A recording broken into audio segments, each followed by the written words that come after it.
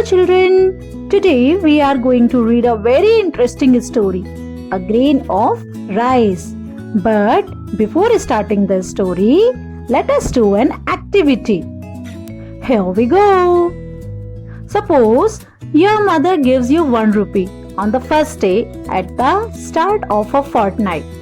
From the second day onwards, she says she will keep doubling the amount.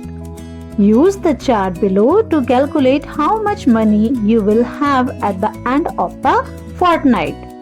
मान लीजिए आपकी mummy आपको Fortnite यानी कि 15 डेज का एक शेड्यूल होता है, ठीक है। तो उसके पहले दिन आपको 1 रुपए देती हैं और दूसरे दिन से लगाकर अमाउंट को 14 डेज यानी 14 दिनों तक डबल करती जाती हैं, यानी कि दुगना कर देती हैं। जैसे फर्स्ट डे लेते हैं तो 1 रुपए, second day 2 rupees, third day 4 rupees, fourth day 8 rupees, ऐसे करते हुए 14 डेज निकल जाते हैं। तो इस चार्ट का यूज करके कैलकुलेट कीजिए कि फोर्टनाइट के एंड में यानी कि 15th डे वो आपको कितने रुपए देंगी और फिर आपके पास टोटल कितना अमाउंट हो जाएगा। So this you can calculate easily. इसे हम कैलकुलेट करते हैं तो हमारे पास अमाउंट आता है, yes it is a very huge amount. So you see how small amounts when added together make huge things. Read the story of the king who broke his promise and refused to help his people who starved when there was a famine. See how a village girl taught the king a lesson. तो जब आप इन सारे amounts का total करोगे, इनको add करोगे, तो आप देखोगे कि ये छोटे छोटे से अमाउंट जब एक साथ मिला दिए जाते हैं या ऐड कर दिए जाते हैं तो आपको कितना बड़ा अमाउंट मिलता है। तो हम एक कहानी पढ़ते हैं जिसमें एक राजा किस तरह से अपना वादा तोड़ता है और अपनी ही प्रजा जो कि अकाल से भूखी मर रही थी उसकी मदद करने से इनकार कर देता है और किस प्रकार एक गांव की छोटी सी भोली भाली लड़की उस राजा को एक सबक सिखाती है। तो चलिए शुरू करते हैं आज की कहानी। Long ago in India, there was a Raja called Gop Gapangham Nath. The Raja believed he was wise and fair, as a Raja should be. The people in his province grew rice. The Raja decreed that people must give their extra rice to him. I promise you all that I will store the rice safely, the Raja said to the people, so that in the times of famine everyone has a supply of rice to eat and no one goes hungry. तो बहुत समय पहले की बात है, भारत में गोप गपंघम नाथ नाम का एक राजा था। राजा को यह विश्वास था कि वह एक बहुत चतुर और निष्पक्ष राजा है, जैसा कि एक राजा को होना चाहिए। उसके प्रांत में राज्य में लोग चावल उगाते थे। राजा ने यह घोषणा करवाई या यह आदेश जारी करवाया कि लोगों को अपना एक्स्ट्रा या अतिरिक्त चावल जो कि उनकी जरूरत के बाद बचता था वे राजा को दें। राजा ने कहा, मैं वादा करता हूँ मैं इस चावल को सुरक्षित भंडार गृह में रखूंगा, तो जब भी फैमाइन यानी कि अकाल पड़ेगा तो सभी को खाने के लिए चावल की पूर्ति हो सकेगी और कोई भी भूखा नहीं रहेगा। तो अब ये अकाल क्या होता है? जब किसी जगह पर बहुत समय तक बारिश नहीं होती तो वहां पर सूखा पड़ जाता है, जमीन सूख जाती है और खेती नहीं हो पाती, जिससे कि लोगों को खाने के लिए अनाज नहीं मिलता। तो इसी को हम अकाल या फैमाइन कहते हैं। Every year the Raja's rice collectors came to the farmers and carried away nearly all the people's rice to the royal storehouses. तो हर साल राजा के कलेक्टर्स यानी कि संग्राहक यानी कि जो इकट्ठा करने वाले रहते हैं, तो वे किसान के पास आते थे और लोगों से लगभग सारा अनाज शाही भंडार गृह में ले जाते थे। For many years the farmers had a good crop. The people gave nearly all their extra rice to the Raja, and the Raja's storehouses were always full. The people, meanwhile, were left with only enough rice to get by. One fateful year, a drought befell the kingdom. As crops failed miserably, severe famine and hunger broke out. The people had no rice to give to the Raja, and they had none to eat. The Raja's ministers implored him, "Your Highness, let us open the royal storehouses and give the rice to the people as you promised." तो बहुत सालों तक किसानों की फसल बहुत अच्छी होती रही।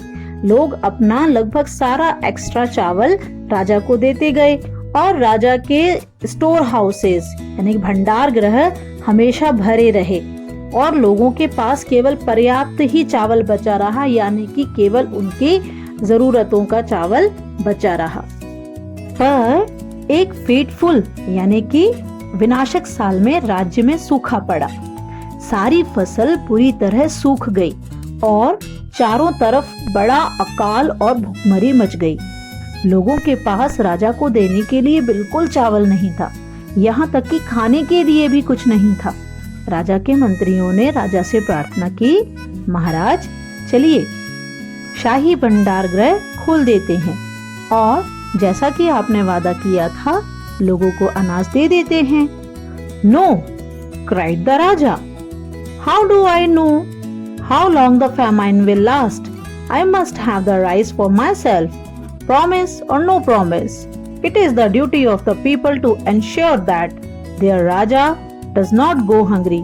नहीं, राजा चिल्लाया, "मुझे क्या पता यह अकाल कब तक रहने वाला है, इसलिए अनाज मेरे पास ही होना चाहिए। वादा कोई वादा नहीं, यह प्रजा का कर्तव्य है कि उसे यह सुनिश्चित करना चाहिए कि उसका राजा भूखा न रहे." As time went by, people started dying of hunger, but the Raja would not give a single grain of rice. One day, the Raja ordered a feast for himself and his courtiers. It seemed to him a Raja should indulge in merrymaking now and then. Even when the famine had left the people with no food to eat, a servant led an elephant from a royal storehouse to the palace, carrying large sacks of rice. जैसे जैसे समय बीतता गया, लोग भूख से मरने लगे, लेकिन फिर भी राजा ने एक दाना भी चावल का नहीं दिया। एक दिन राजा ने अपने और दरबारियों के लिए एक भोज का आदेश दिया। राजा को ऐसा लगा कि एक राजा को हमेशा हंसी खुशी और उत्सव मनाना चाहिए, भले ही अकाल में लोगों के पास खाने के लिए कुछ भी भोजन ना हो। इसके लिए एक नौकर शाही भंडार गृह से चावल की बोरियों से लदा हुआ हाथी महल की ओर ला रहा था। Now as it happened, one of the sacks had a hole and rice trickled out of it. A village girl named Bholi saw it. Quickly she jumped up and walked alongside the elephant, gathering the falling rice in her skirt. She was clever and she began to make a plan.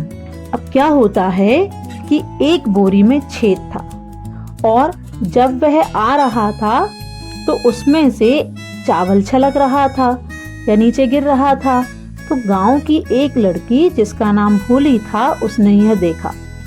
वह झट से उछल पड़ी और हाथी के साथ साथ चलने लगी और गिरे हुए चावलों को अपने स्कर्ट में इकट्ठा करने लगी। वह बहुत चतुर थी, होशियार थी। वह एक प्लान या एक योजना बनाने लगी। अब क्या था उसका plan? At the palace, a guard cried, "Halt, thief! Where are you going with that rice?" महल में पहरेदार चिल्लाया, "रुको, चोर! इस चावल को लेकर कहाँ जा रही हो?" "I'm not a thief," Bholi replied. "This rice has fallen from one of the sacks and I am going to return it to the Raja." मैं चोर नहीं हूँ, ऐसा भोली ने कहा, यह चावल एक बोरी से गिर गए थे। मैं तो इसे राजा को देने जा रही थी। When the Raja heard about Bholi's good deed, he called for her. जब राजा ने भोली के इस ईमानदारी वाली बात के बारे में सुना तो उसने उसे बुलाया। I wish to reward you for returning what belongs to me. Raja Gop गपंगम Nath told भोली, Ask me for anything and you shall have it. राजा ने कहा, मैं तुम्हें कोई इनाम देना चाहता हूँ क्योंकि तुमने मुझे मेरी चीज वापस की। मांगो, मुझसे क्या मांगती हो? जो मांगोगी वो तुम्हें दिया जाएगा। Your Highness, said Bholi, I do not deserve any reward at all. After all, it was your rice. But if you wish, you may give me 1 grain of rice. भोली ने कहा, महाराज, मुझे कोई इनाम नहीं चाहिए। यह तो आपका ही चावल था। लेकिन फिर भी यदि आप मुझे कुछ देना ही चाहते हैं तो मुझे एक चावल का दाना दे दीजिए। Only 1 grain of rice? exclaimed the Raja. Surely you will allow me to reward you more plentifully, as a Raja should. राजा ने चौंक कर कहा, केवल एक चावल का दाना? निश्चित ही तुम मुझे कुछ बड़ा इनाम देने के लिए कहोगी, जैसा एक राजा को देना चाहिए। Very well, said Bholi. If it pleases you, your highness, you may reward me in this way. Today, you will give me a single grain of rice. Then, each day for 30 days, you will give me double the rice you gave me the day before. Thus, tomorrow, you will give me 2 grains of rice. The next day, 4 grains of rice. And so on for 30 days. भोली ने कहा, ठीक है, अगर आपको इसी से खुशी मिलती है महाराज, तो आप मुझे मेरा इनाम इस तरीके से दीजिए। आज आप मुझे केवल एक चावल का दाना दीजिए और फिर 30 दिनों तक हर दिन आप मुझे दिए गए चावल का डबल यानी कि दुगना चावल देते जाइए। इसलिए कल आप मुझे 2 दाने चावल के देंगे और उसके अगले दिन 4 दाने चावल के, और ऐसा करते करते 30 दिनों तक आप मुझे चावल दे दीजिए।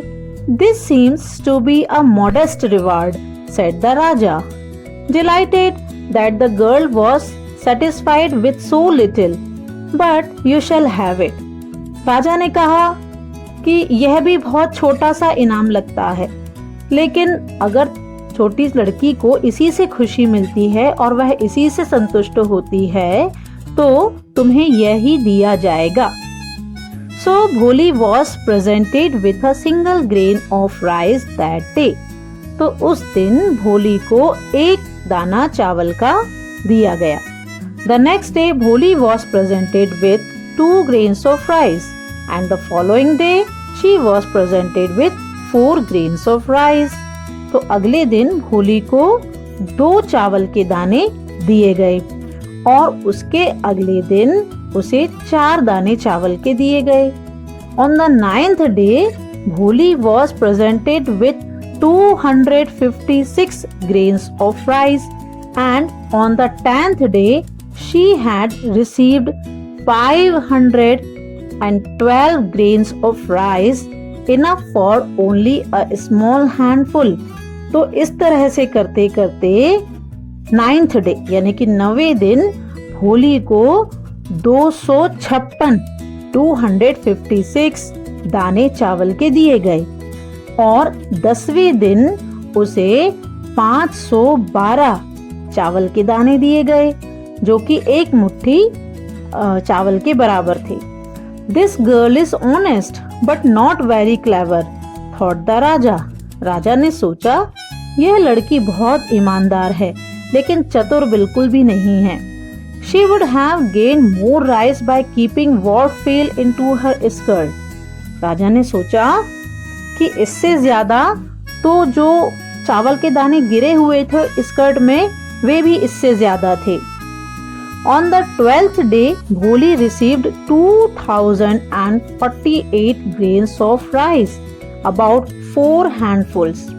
12वें दिन भोली को 2048 चावल के दाने दिए गए जो कि 4 मुट्ठी के बराबर थे. On the 13th day she received 4096 grains of rice, enough to fill a bowl. और 13वें दिन उसे 4096 चावल के दाने दिए गए जो कि एक बाउल को भरने के लिए काफी थे, यानी एक कटोरे को भरने के लिए काफी थे. On the 16th day, Bholi was presented with a bag containing 32,768 grains of rice. Altogether, she had enough rice for 2 bags. 16वें दिन भोली को 32,768 चावल के दाने दिए गए जो कि सब मिलाकर उसे 2 बोरी चावल के बराबर हो गए थे. This doubling up adds up to more rice than I expected, thought the Raja. But surely her reward won't amount to much more. तो इस तरह से दुगना दुगना करके जोड़ने से वह चावल बहुत सारे हो गए. राजा ने सोचा कि जितना मैंने सोचा था उससे तो ये कहीं ज्यादा हो गए, लेकिन फिर भी उसका इनाम इतना ज्यादा नहीं होगा. On the 20th day, Bholi was presented with 16 more bags filled with rice. और 20वें दिन भोली को 16 और बैग दिए गए, 16 बोरी चावल और दिए गए. On the 21st day, she received 1,048,576 grains of rice, enough to fill a large sack. और 21वें दिन उसे 10,40,576 चावल के दाने दिए गए जो कि एक बड़ी सी बोरी को भरने के लिए काफी थे. On the 24th day, Bholi was presented with 8,388,608 grains of rice, enough to fill 8 sacks, which were carried to her by 8 royal mules. और 24वें दिन भोली को 83,88,608 चावल के दाने दिए गए जो कि 8 बड़ी बोरियों को भरने के लिए काफी थे और जिनको कि 8 बड़े बड़े रॉयल यानी कि शाही खच्चरों के ऊपर लाद कर ले जाया गया. यानी कि अब भोली ने बहुत ज्यादा अनाज इकट्ठा कर लिया था और इतना अनाज उसका इनाम के रूप में पहुंचाया जा रहा था कि उसको शाही खच्चरों के ऊपर बोरियों को लाद कर ले जाना पड़ रहा था.